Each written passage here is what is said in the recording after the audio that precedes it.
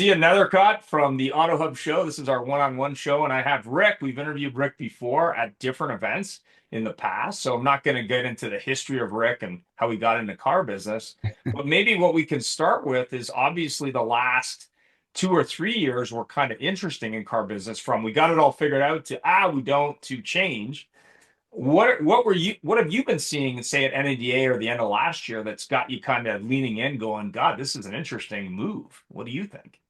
Well, it's almost easier to say what have we not seen, right? Right. You can start at the macroeconomic level with inflation, and inflation particularly impacting some of our business units, our business focuses in the auto industry at a historical, unprecedented rate. For several years there. When we look back 2 or 3 years, we're certainly coming off post-COVID. We're coming from in an auto retailing environment where I think we could all would agree it was, for the most part, a seller's market. Right. That now inventory levels have come back around, and floor plan expense and carrying costs, things like that, become real again, where it may have potentially even been a profit center in the past. And so you're seeing this shift back, but you're also seeing these pressures on the auto business that ultimately are pressures on the consumer. We're Yes. seeing interest rates that we haven't seen in a number of years. We continue to see transaction prices escalate on both the new and the used. And you wonder, on the consumer, how much can Mr. or Mrs. Consumer truly take? And then, it's interesting. There's a stat I love, and it said that I think it was 32% of consumers intend to purchase a new vehicle at or around $30,000. And Wow. Ian, the number of vehicles that are actually new vehicles that are priced at $30,000 is like 11%, right? So you've got Yeah. this huge Or gap less. between, yeah, yeah. And that's why we see, average loan terms extending. You put interest rates out there, and there's a point where consumers, it's all they can take, really. I mean, you're stretched as far as you can, and in certainly in our culture, it's an automobile culture, right? In the States, and it's not an option for most people. Well, should I get a vehicle or not? I mean, I need to have a vehicle. So what can I afford, and where do I find it? So, I mean, you look at all these extraordinary events and trends, and then you say, okay, how does that really boil down? Protective, in the asset protection division where I work, we supply F&I products to dealers, and so it's really kind of the consumer buying habits have pushed down. They're constrained, and so you have this kind of confluence of some interesting situations. One is, because of that the financial strain, they need the protection products more than ever. But because of the strain, they're less able to afford them. And so you had this, how do you thread the needle here, at a time where consumers recognize the need, they see the value, but yet, hey, I have to put groceries on the table. And, if I see one more story about eggs being $46 a dozen or whatever they are today, right? I mean, it's Well, it's funny you bring it's that tough. up. I was reading this article this morning, and it happened to be a Jeep vehicle, not to beat up Jeep by any stretch. I own a Jeep Yeah. product myself. But Jeep is now trying to figure out a way to sell extended warranties direct to consumers with a pop-up on their infotainment system in their car. So I'm sitting there, I'm going, okay, when Tesla does it and they try and sell you autopilot or whatever they're selling, like a cell phone, Yeah. that's not a problem. But when Jeep decides that maybe some of those customers might want it, it's a different problem. But what I thought was really interesting is when you look at things like the merger or the proposed merger of Honda and Nissan, which I hear is Hmm. going sideways. When Yes. you look at sales of different vehicles as they, whether it be new or used, are sliding a little bit in different ways. But to your point, let's just say that average car 10 years ago was 25 or $30,000. Now it's 50. It doesn't matter the market. When you're looking at it, I think what's going to happen, and this is my prediction, there was some discussion at NDA, you're going to see decontented vehicles moving forward in some cases because you don't need that pickup with six screens and CarPlay and Wi-Fi and all this crap. You don't need that, not only because it's expensive, but more importantly, because the consumer just can't afford it. They can't Yeah. afford a basic pickup at $75,000. Like that's not happening. So Yeah. I think that's the most interesting thing as we move forward is you see consolidation, but more importantly, the manufacturers got to start to look at, okay, what are people driving in a test drive environment, new or used? But more importantly, what is that number from a payment point of view in terms of what they can afford to be driving? And are we making a car for that? I Yeah. mean, that's really what it comes down to. There's a dealer that I bought my car from, and back in the pandemic, he was trying to get Ram pickups because it happened to be a Chrysler dealer. He Mhm. couldn't get any with any features because they didn't have chips for another reason. That's right. Yeah, But that's right. so what he was doing instead of buying the stuff that says, "Oh, the feature will be available when we have the chip. We'll ship it to you, but it doesn't work," is he said, "Can I buy a bunch of basic pickups that you can deliver today? Because like I want to sell something. I don't really care." And none of the other dealers were doing that. They're all like, "Yeah, we'll just wait for the chips and it'll be fine and whatever." And he just filled his line with basic trucks that he could get today that he could sell today. So I think that's the interesting thing, especially when you look at new and used inventory. Yeah. I think you're going to see used grow again, and the values will probably go up just because new, I think, is going to get more expensive. But you're also going to see dealers and customers going, "Hey, I just need to get to work. Like, how Yeah. can I do that for the number's always been like 300-400 bucks a month, but whatever that number is." But also, I think leasing is going to change because you're going to see incentivized leasing again. And the reason is affordability, 100%, in my opinion. Yeah. Manufacturers swear off that they're ever going to do that again until they forget that, right? And then every 3 or 4 years. But you're talking about leasing when you go back to as we look at the kind of the COVID period, Yep. leasing went down, volume vehicle sales were down. So that's really resulted in a kind of greatly reduced volume of off-lease vehicles that normally make their way into the used vehicle market, right? So we're going to have these troughs of used car availability. So it'll be really interesting. But the story you shared about the Ram pickup, to me, that's a microcosm of one of the most impressive aspects of the automobile retailers, new and used. It's the survival instinct, it's the ingenuity, it's the ability to respond to challenges and changes in the marketplace. Yep. And I think, and I don't know if you agree or not, but I think we're going to just kind of live in a constant state of change. And so I don't think there's going to be one playbook we can follow for the next decade or 5 years. It's going to be what's going on right now, and how do we react? And the most difficult thing will be for the manufacturers because that's simply you can't flip your assembly line on its ear and all of a sudden change, right? Okay, the consumer needs cheap vehicles. Okay, think times are flush. Consumers want $80,000 pickups. I mean, it's hard to go back and forth. So it's finding that sweet spot, that balance that allows you to kind of react and point where the consumer wants to take in terms of their buying preferences. Yeah, it's interesting you bring that up because as part of my MBA, we did an operational project and they compared General Motors and Toyota back in the 80s. So it was not a new study, but they were looking at manufacturing and they were looking at the ability to switch manufacturing based on demand. And they were comparing inventory and days in stock for parts for cars. So I looked at General Motors, they say, okay, their average inventory of parts to build cars is X. And I looked at Toyota, and Toyota's was like, I don't know, one third that amount or something crazy. And then they're like, well, there's no real surprise here as to why Toyota is so much more profitable because they're making these cars, they're switching production, they're changing models, they're doing it on the fly, they're adapting every day because they have an ability to change production. But more importantly, they're getting feedback from the people who make cars. And fast forward, you look at it and you go, okay, now we have in North America, and I'll use North American example, we have plants in Canada, we have plants in the US, and we have plants in Mexico. And now we have a trade war where it's like, oh, we're going to put a tariff here and a tariff here and a tariff here, but not here. And it's like, but what does that mean when your car is moving back and forth and it's made in different places and components are from everywhere? What does that mean? But more Mhm. importantly, to your point, what does that mean from a manufacturer who's trying to make maybe a 3 to 5 year buying decision on components for a car they're going to build that they're hoping to sell, that retailers are hopefully going to stock, and that hopefully customers are going to buy? There's a lot of hope there.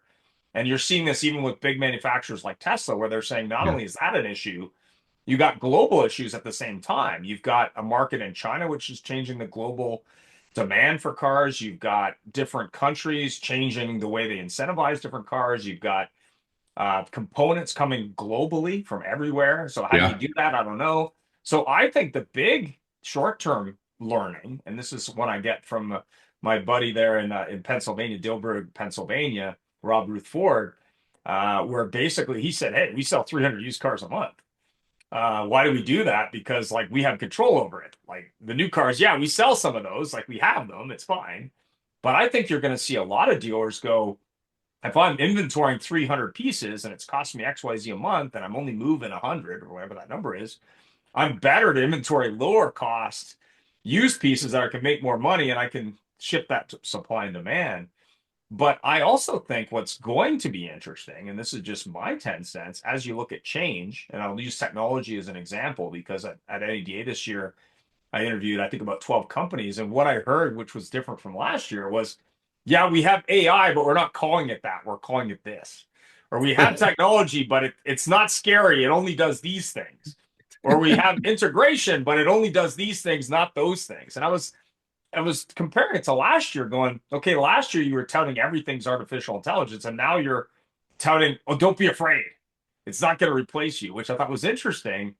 But more importantly, what I saw, which was really interesting because I was at the Velo booth, was they have five products. And I was making a joke with the Subway $5 foot long with them. I'm like, Yeah, oh, yeah, yeah, yeah. you're adding a sixth product. So now you have six products. So it's like a $6 foot long or something because they were partnering with somebody. But what was interesting was you're seeing a consolidation on the fixed ops side and a consolidation on the variable ops side for software. But I think eventually what you're going to see is it's going to come together.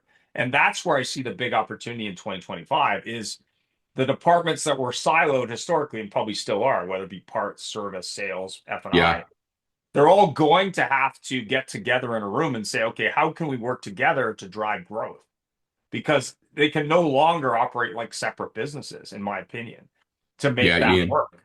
Yeah. I agree, and I think it's, if you're trying to understand and manage the impact potentially of tariffs, if Yeah. if and when they're implemented, then that puts even a greater premium on expense management, cost reduction, and so that consolidation you describe is a natural, outflow of that. How do I build efficiency, build scale, and try to do it a little cheaper than my competitors? And again, I think that's and that we've seen consolidation at the dealership level, right? Where there's talks recently with Honda and Nissan. That's Yeah. appears that may be breaking down or has broken down altogether. Not But when you shocking. start seeing consolidation at that level, that just tells you they're looking at those very same business problems and trying to solve for them.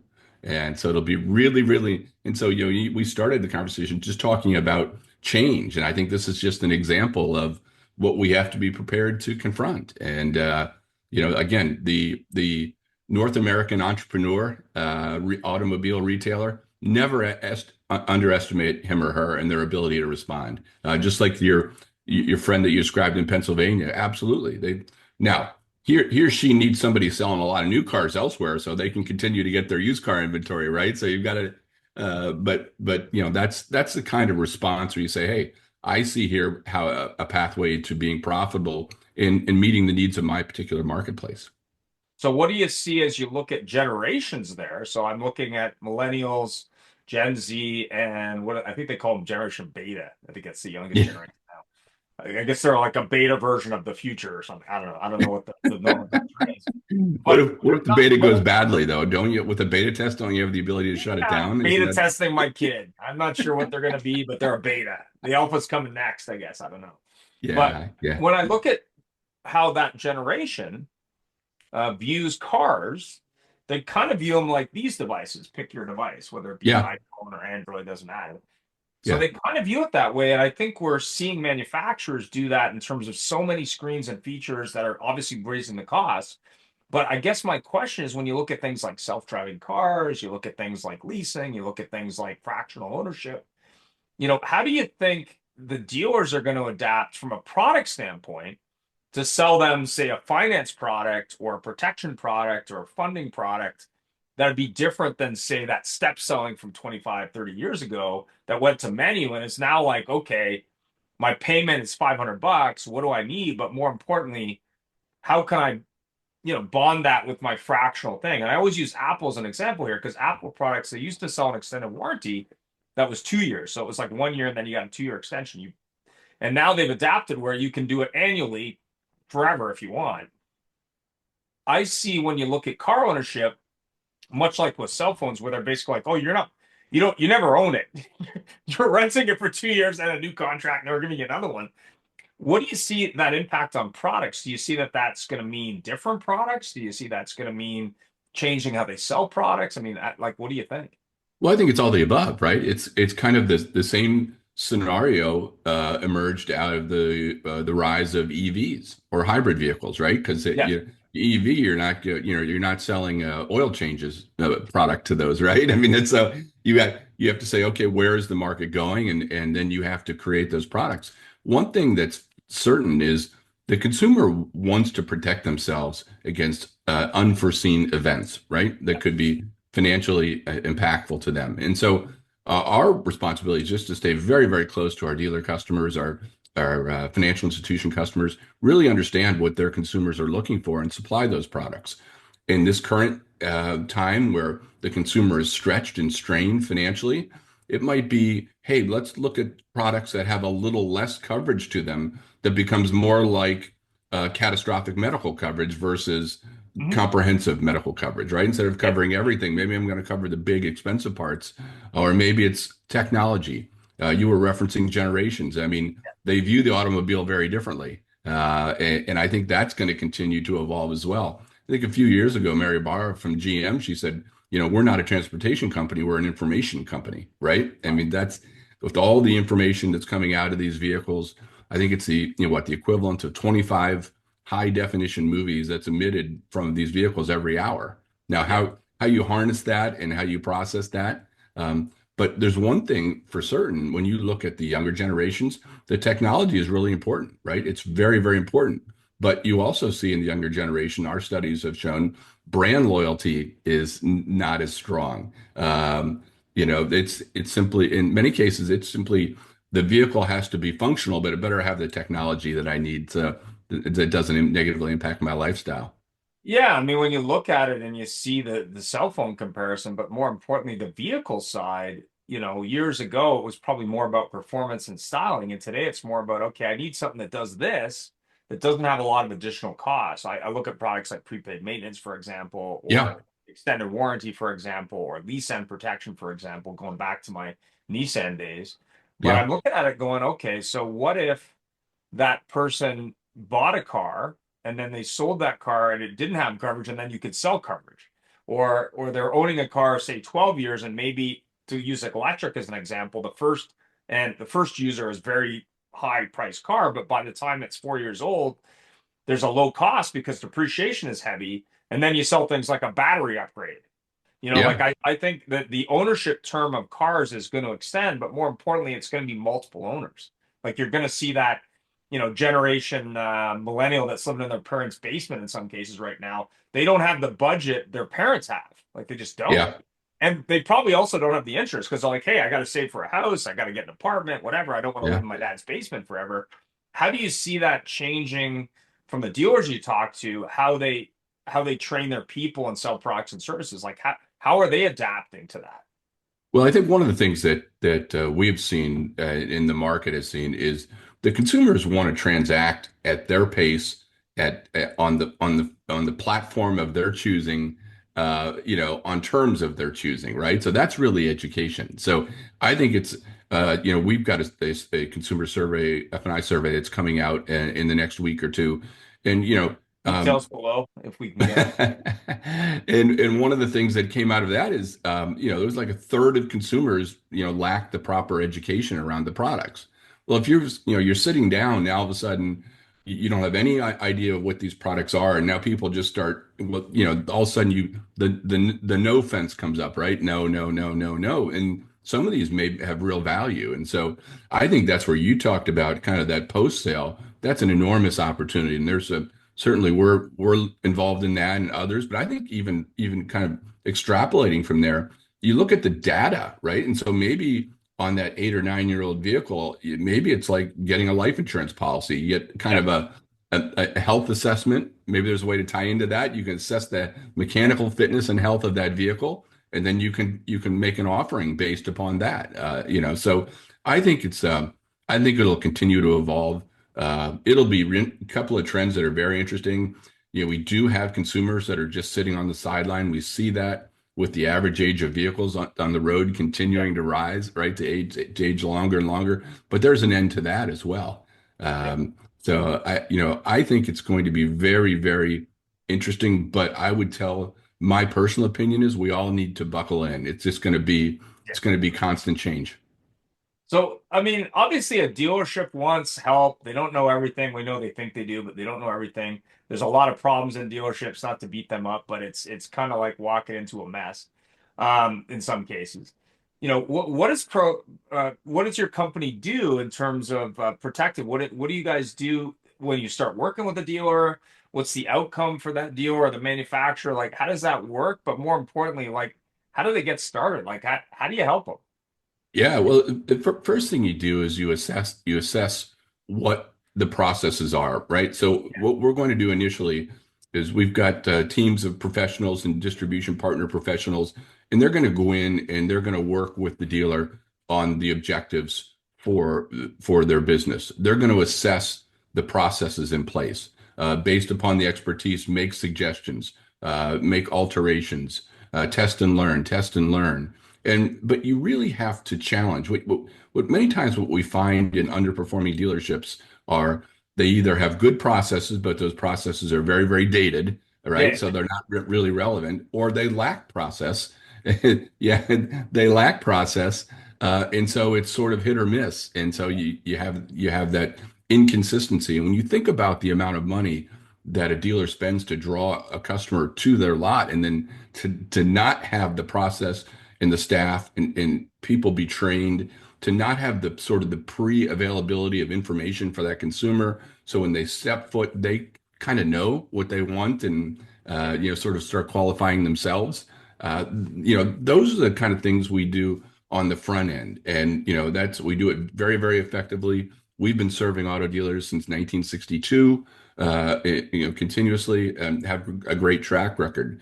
But the other area and that we really excel at is wealth building. Yeah. And so when you sell an F&I product, it's essentially a protection commitment based upon the possibility of a future event. Well, Yeah. based upon the reserving, we allow our dealers in many different venues to participate in the underwriting profit of that policy and also participate in the investment income, thus becoming another profit center for the dealership as well. So, and those two fit hand in glove because the more efficient and the more successful we can make the front end processes, people, training, more consumers that are happy with that purchase, the more F&I products that are sold, and then the more those ultimately feed these back end wealth building opportunities for the dealer. So that's really the combination for us that makes us so attractive to dealers. And really, I will tell you, and it sounds corny and really does, but we really approach the business with a servant's heart. If Mhm. you really, we try to, if you approach the business that you want to serve your customer first, ultimately, it always profits will make their way to you. But you get into trouble when you want to put yourself first in line at the expense of the consumer or the dealer. So, if the consumer's happy, the dealer's happy. If the dealer's happy, we're happy and our distribution partners are happy. That's okay. We're good being third or fourth in line. Well, it's interesting you bring that up because I remember seeing Steve Greenfeld from Automotive Ventures a couple of years ago. I think it was at Used Car Week, and he was presenting his book at that time, which is The Future of Automotive. If you haven't read it, it's a really good read.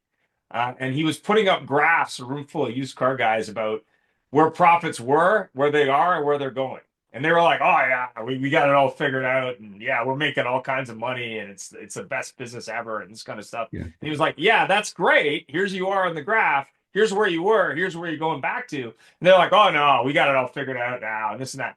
And then we're seeing this now come to pass, and it was Yeah. interesting because I'm looking at it going obviously as a dealer, you've got to look at your front end profit. You got to look at your F&I product profit, maybe some bank finance profit potentially or flooring. And then you got to look at the fixed ops side. But more importantly, you got to look at ways to differentiate yourself that make sense for the customer and you, but more importantly, retention. So I did a show a while ago on recalls, and this was kind of a scary stat to me.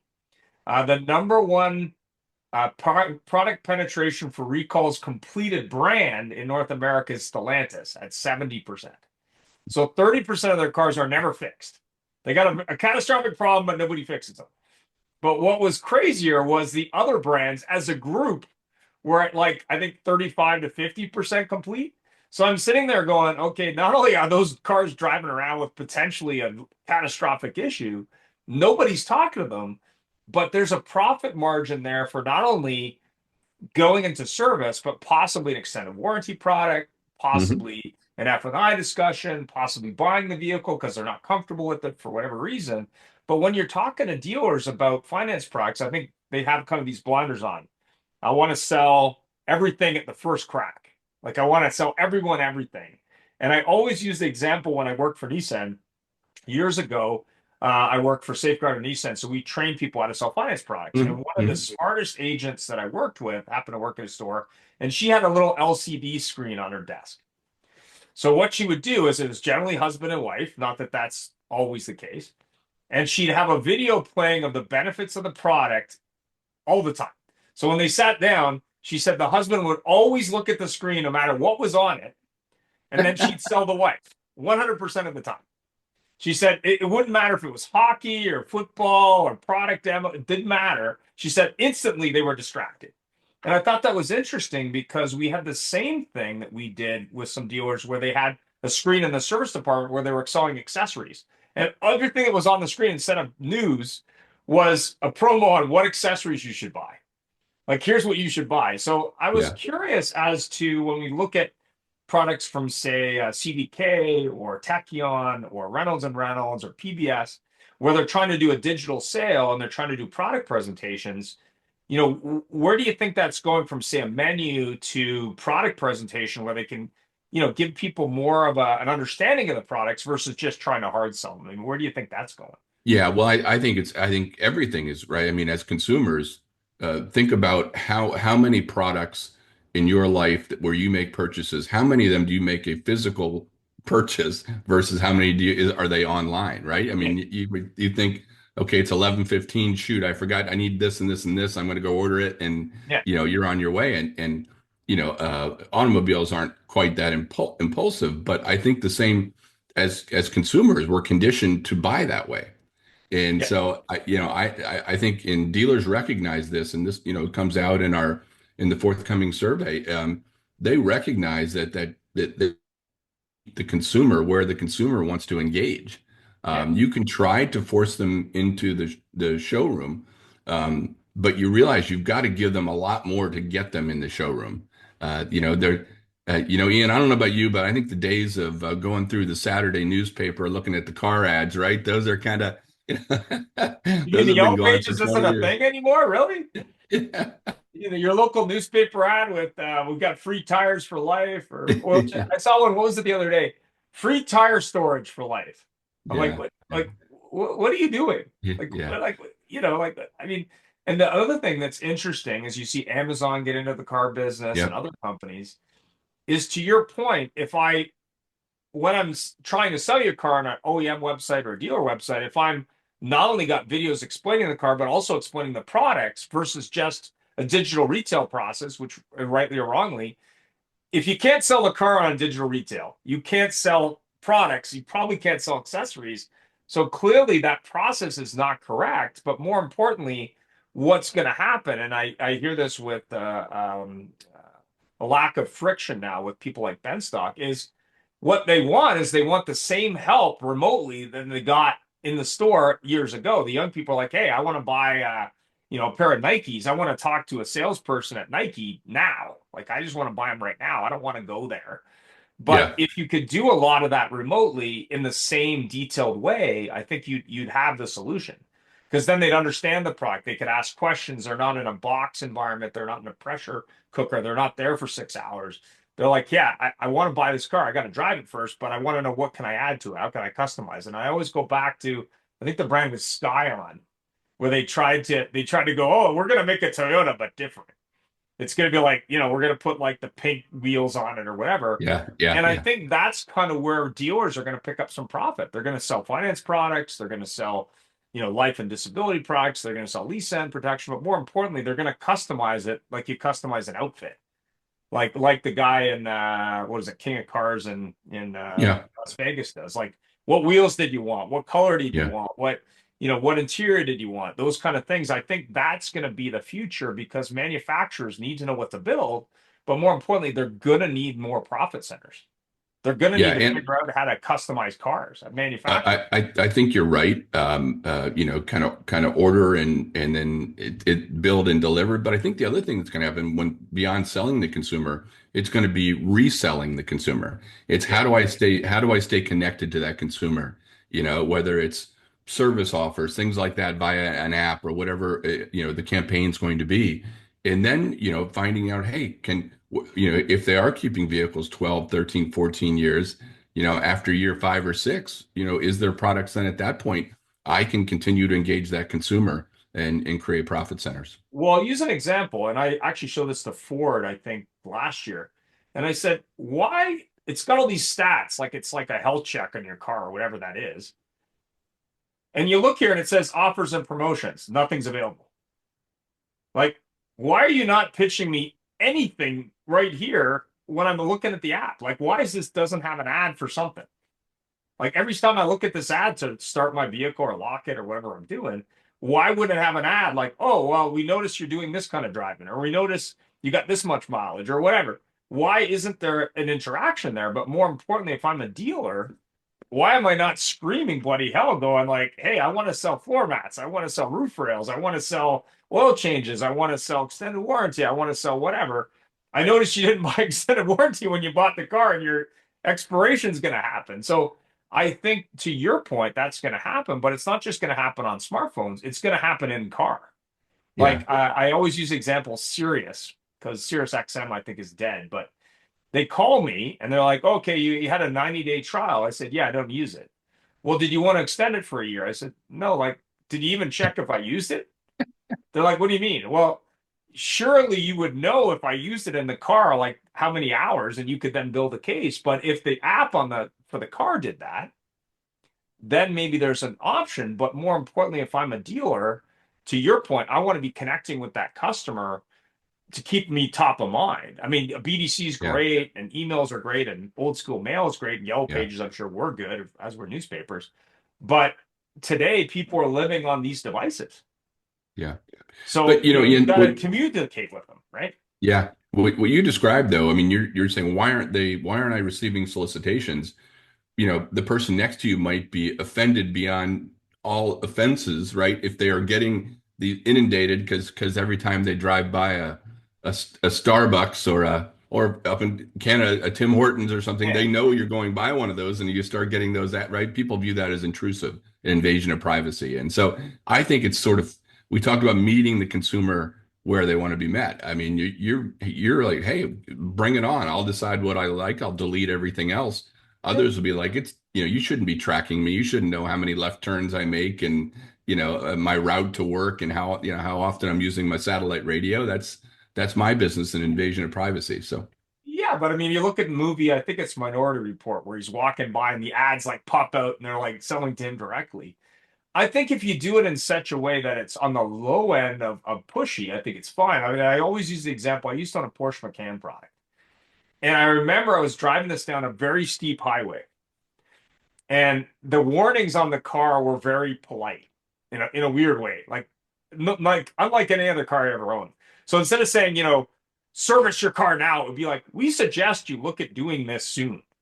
And I'm like, it was like a brake warning or something, and it like came up on the navigation. It's like you should do this. So I'm in the car, so I called the dealer. I'm like, what does that mean? And they're like, what do you mean? I'm like, I got this warning saying I should service it soon. Does that mean like the brakes are on fire? Does that mean like today? Does that mean like 2 weeks from now? And they're like, well, no, it's just an early warning. So I was kind of like, okay, the language of how you do it has to speak to that customer. But more importantly, to your point, yeah, you don't want to tell them that you've been tracking them for 3 weeks. yeah, yeah, But ironically, in the same app, and not to beat up Jeep, if your child is using it you could lock down the car in such a way that you could know what the car was doing in a different country. Like you could say, okay, I only want it to drive in this area and only at this speed and only up until this time of night, and it will Yeah, stop the car from doing that. So yeah, how is that any different? I mean, I guess it sort of is, but at the end of the day, I think manufacturers and dealers got to get together and say, hey, we have competition. Congratulations. We need to maximize revenue, but more importantly, we need to have a better story when we're trying to help that customer. It's not about products anymore. It's about, okay, we have these products. Maybe this doesn't fit what you're looking for, but maybe if we did this, it would for this demographic. It's like segmenting that marketplace. Like maybe a millennial only wants a year of life insurance, whereas someone yeah, my age may want five. Like I don't know, but there's an opportunity there because if you cater it to your audience, which you could do on device because you know a lot about the person, you can say, hey, for that old person, maybe you don't want to hammer them with a bunch of messaging, but yeah, maybe the messaging is different. Like you have a spokesperson that's their age or something. I don't know, but yeah. I mean, there's an Well, opportunity there, I think. yeah, you described, an assumption was the dealer and the manufacturer comes together, right? So does then that mean the dealer uses the manufacturer's app? Or if the dealer is, as many dealers are now, they're much part of a much larger group with multiple franchises. Do they have an app for the dealership? Whose customer is that? Is that a customer of the manufacturer or is that a customer of the dealer? And then ultimately the consumer would say, it's my business, right? And so that's kind of that Yeah, finding that yeah, finding that sweet spot.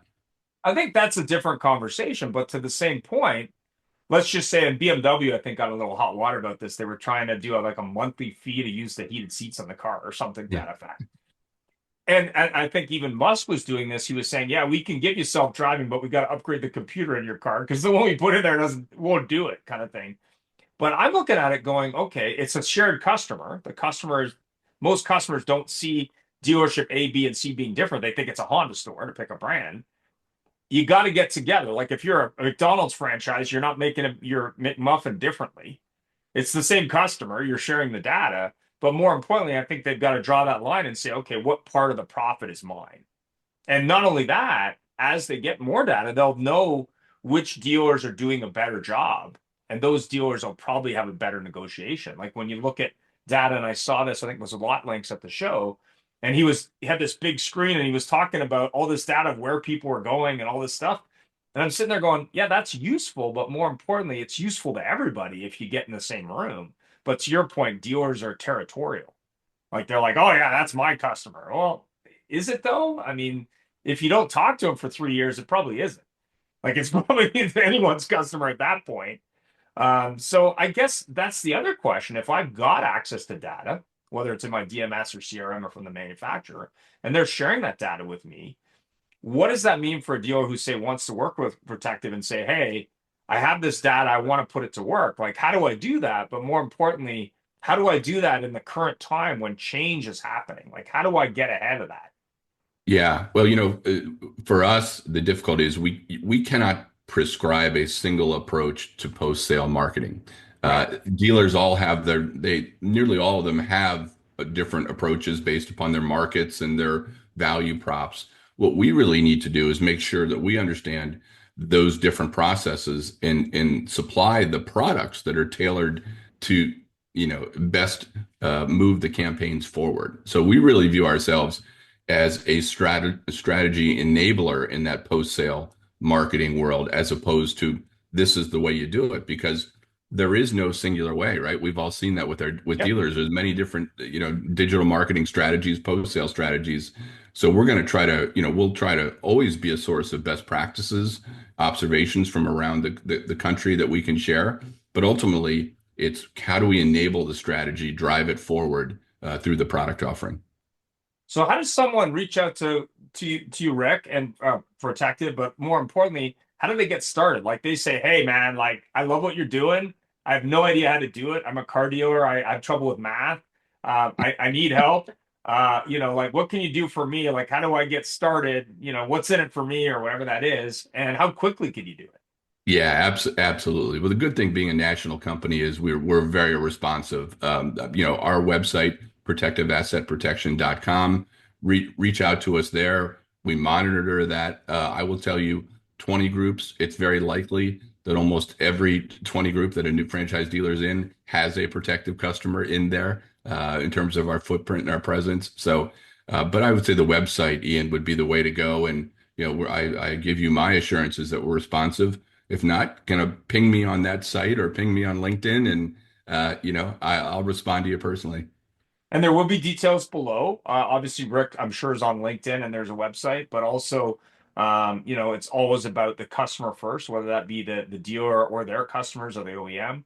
I've interviewed Rick a number of times. Company really gets the auto industry. There are some companies in auto who are playing at the car business and maybe have technology but don't understand dealers. And I think at the end of the day, you're looking for a partner. You're not looking for a new vendor. I mean, new vendors are everywhere, but you want a partner that's going to grow with you over time and be able to get you ahead of that. Well, thanks very much today for doing another interview. Really appreciate it. More details are below. And of course, there's a report we were talking about. Maybe we'll get a copy of that. We'll see. But I'm sure I'll be on your website, right? Absolutely, absolutely. Well, thanks very much. Thank you, Ian. Thanks for Have a having good me. Valentine's Day. It's always a pleasure talking to you. Same here.